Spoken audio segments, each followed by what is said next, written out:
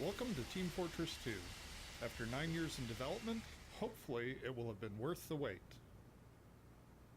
To listen to a commentary node, put your crosshair over the floating commentary symbol and press your primary fire. To stop a commentary node, put your crosshair over the rotating node and press the primary fire again. Some commentary nodes may take control of the game in order to show something to you. In these cases, simply press your primary fire again to stop the commentary. In addition, your secondary fire will cycle you through all of the commentary nodes in the level. Please let me know what you think after you have had a chance to play.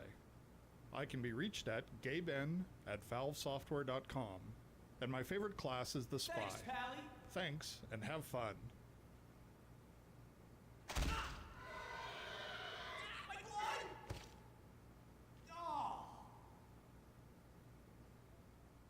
Unlike maps in Team Fortress such as Two Fort and Well, which have their respective blue and red sides, Hydra's 4 main arenas can be owned by one team or the other. We needed an overall theme that justified structures like rock walls and tunnels, but which also had a neutral color scheme. We chose a desert theme with a palette of a reddish-brown rock, cool blue sky, and neutral light colors that complement the surrounding area. The colors of the separate areas vary slightly but still key together.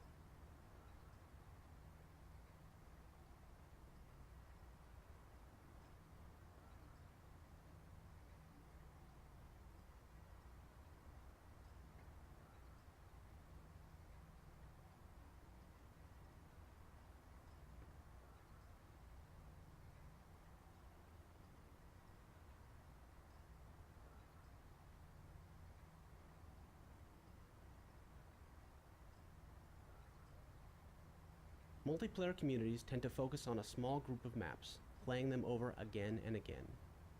Instead of producing a large number of maps, most of which would go unplayed, we decided to try and build a single map with more innate replayability than any we'd built before. With most multiplayer maps, you know what you'll be doing before the map is even finished loading. In our case, we wanted a map where you couldn't even predict something as basic as your starting point, let alone what you'd be doing when you got there. This map, Hydro, therefore begins with a randomized starting state. The emphasis on control of constantly shifting territories means the map rarely feels repetitive. Meanwhile, the explicit round structure keeps teams focused and provides regular highs and lows as the teams gain and lose territory. Yeah, thanks. Oh, this ain't good. Blah! Maps require impassable boundaries, but unless we restrict the environments to either interior spaces or steep canyons, these boundaries can't always block the player's view of the outlying unreachable area. In our more realistic titles like Half-Life 2, these boundaries often require fictional or visual explanations. In the heavily stylized world of Team Fortress 2, however, conspicuous artificiality is a core design principle, and so we can simplify or altogether ignore these explanations without compromising the player experience. Playtesting showed, for instance, that these low fences leading to an empty expanse successfully conveyed the message that the area beyond the fence is uninteresting and out of bounds.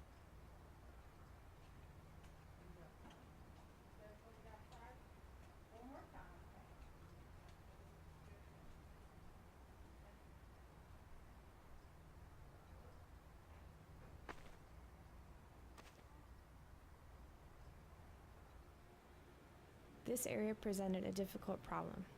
Since the arena is primarily an interior, there wasn't much we could do to alter its basic structure, so we concentrated on careful management of the interior shapes to create an iconic space. The building is essentially a box with big rectangular windows, contrasted by round elements, such as the generators, in the center.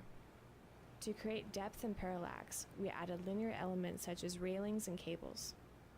We used contrasting values of dark and light on the floor with brightly lit walkways to create an interesting value pattern. All these elements work together to draw the player's eye to the flag, which must always be the focal point of the arena.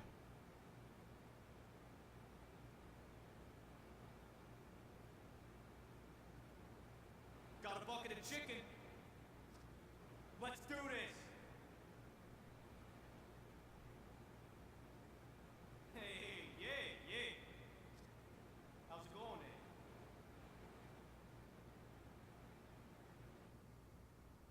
One of the main changes between Team Fortress Classic and Team Fortress 2 was the removal of thrown grenades. Most classes could carry a standard hand grenade along with a secondary grenade, tied more closely to the class. Team Fortress 2's focus on unique class roles led us to notice that the standard hand grenade was a more powerful combat decider than some of the primary weapons. This made the classes more similar in combat, not a desired effect. In addition, when we look at some of the Team Fortress Classic's map stalemates, they often resulted from large amounts of grenade spam. Two cases were particularly problematic. That of players throwing grenades repeatedly through doorways, hoping to kill an enemy who might be there, and players on the verge of death throwing all their grenades in rapid succession, hoping to get a kill after they die. Removing standard hand grenades made the game more fun almost immediately, especially for new players who were often confused as to why they die when a grenade went off at their feet. When we examined the class-specific grenades, we found similar problems. Eliminating them from playtests gave us yet another boost. The more your art direction can use well-understood visual representations, the less work you have to do to explain your game elements. The earliest version of Team Fortress 2 had a heavily realistic art direction. As time went on, we found this was causing us a lot of issues. The differences between our player classes were hard to expose satisfactorily. Weapons firing anything other than bullets were hard to visualize. Our maps didn't make a lot of sense in the real world, where two opposing forces rarely build bases within 50 feet of one another. In addition, the game wasn't visually distinct from our other products. A stylized world had none of these problems. For instance, put the massive heavy next to the pinstripe-suited spy, and players understand both the numerical health differences between the classes and their very different gameplay styles. The medic's healing beam was easily understood by playtesters when they saw the floating red plus symbol. Thank you, Doctor.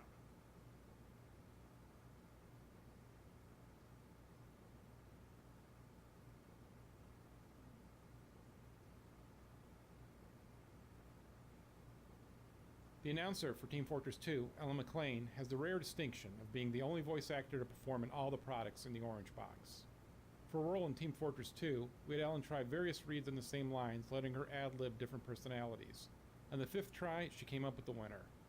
Her disappointed and slightly angry evil overlord clearly lets you know, in the world of Team Fortress 2, a tie does not mean everyone wins, but that everyone loses.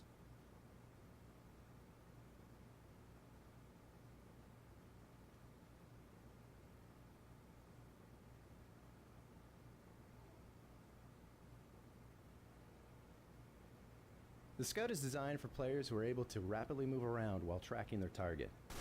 Where other combat classes rely on high amounts of damage, the Scout relies on his high movement speed and double jump ability to dodge enemy fire. Much of his combat style is crafted through the features of his primary weapon, the scattergun. It does a large amount of damage, but has a wide spread that forces him to get close to the enemy for full effect, where he's also at the highest risk of being hurt. It has a slow rate of fire that encourages him to pause to fire, then dodge, then pause, and so on, which gives enemies a higher chance to hit him at intervals. Finally, it holds a small clip and the slow reload time to encourage the Scout to pull out of combat to reload, something which he can do easily with his speed, and gives injured enemies a chance to run before the Scout returns.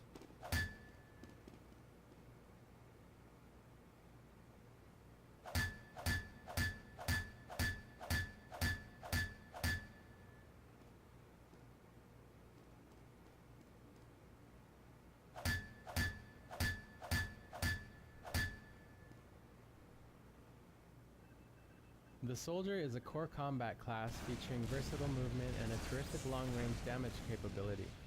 He's designed to be comfortable in almost any combat situation and to be the best long-range anti-sentry gun class. His main weaknesses are designed into his primary weapon, the rocket launcher.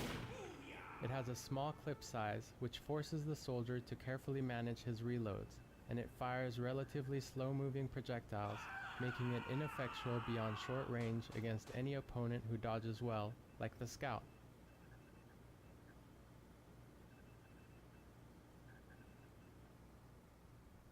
Balancing the strength of the engineer's AI-controlled sentry gun was one of the more difficult design problems in Team Fortress 2.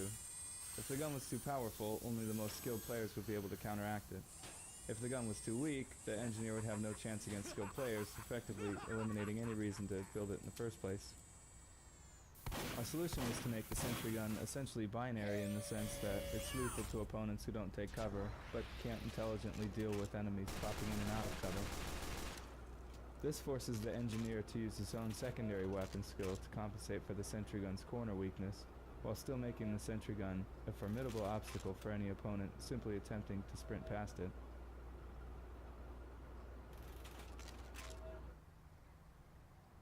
For Half-Life 2, we developed something called response rules, a system that lets us fine-tune the way characters speak lines of dialogue in response to game events that are not completely predictable.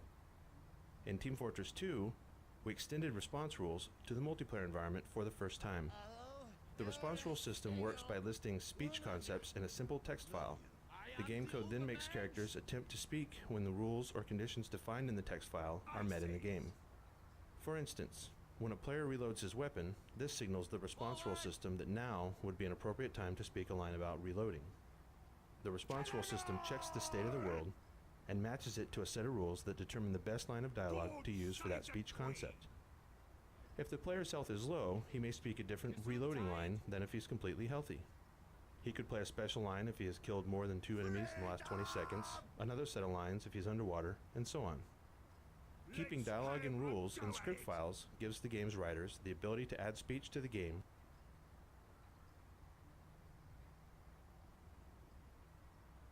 Having decided on a stylized art direction, we experimented with a variety of styles before settling on the example of J.C. Leyendecker, an enormously popular illustrator of the early 1900s.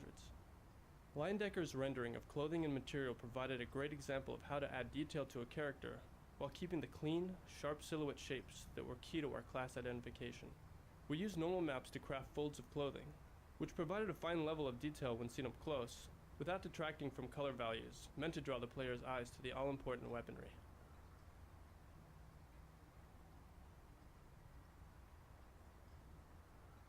In our early discussions of rendering styles for the characters, we decided we wanted them to have a look that was illustrative or stylized, without going to the extremes of most toon shaders. We wanted softer lines for shading than was typical for this sort of rendering. So, we used the 2D texture to define the lighting on the characters, and at the point where light and dark meet, we added a hint of warmth to give it that burst of color at the transition. Once we'd achieved the right shading model, we added a rim trim to the characters so they would have a nice highlight around the edges of their silhouettes, which helps them to stand out from the surrounding 3D world.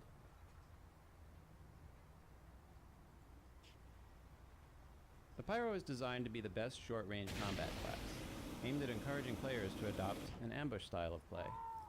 To achieve this, we made the Pyro vulnerable in the open, which forces players to seek out enclosed areas and doorways. To add to the Pyro's short-range lethality, we made the flamethrower effects visually noisy, which helps disorient opponents long enough for the flames to finish them off.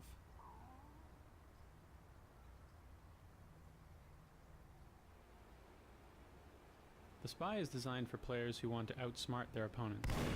At a high level, his gameplay flow is to infiltrate the enemy team, move around while disguised, and use his instant kill backstab to take out key enemies, usually snipers, engineers, and medics.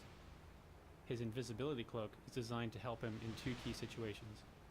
The first is in getting past the front line, where players are most vigilant against enemies and most suspicious of friends not heading in the right direction. The second is in escaping from enemies who have seen through his disguise while he's in enemy territory. His sapper was designed to allow him to easily take out unattended enemy sentry guns, forcing enemy engineers to keep a close eye on their buildings. With 9 classes of characters and so many weapons and unique abilities, one of our biggest challenges was exposing all these combinations to players without overwhelming them. Even the short list of essential information is intimidating, including map goals, the whereabouts of their friends, who's shooting them with what weapon, and so on. We didn't have any way to make all of this information visual, so first we had to prioritize and come up with an essential list of things every player needed to know in order to just have fun. Information they could learn by playing the game, such as map layout, was of secondary importance, but there was also information, such as the medic's invulnerability charge, that would be completely invisible unless we exposed it. We tried to avoid attaching 2D elements to the HUD as much as possible, since we wanted players to be looking at the 3D world we'd built rather than some abstract representation. For example, players always see their own team's spies as a spy, but they need to know how that spy is disguised to the other team. We first tried a quick hack where we put an icon representing the spy's current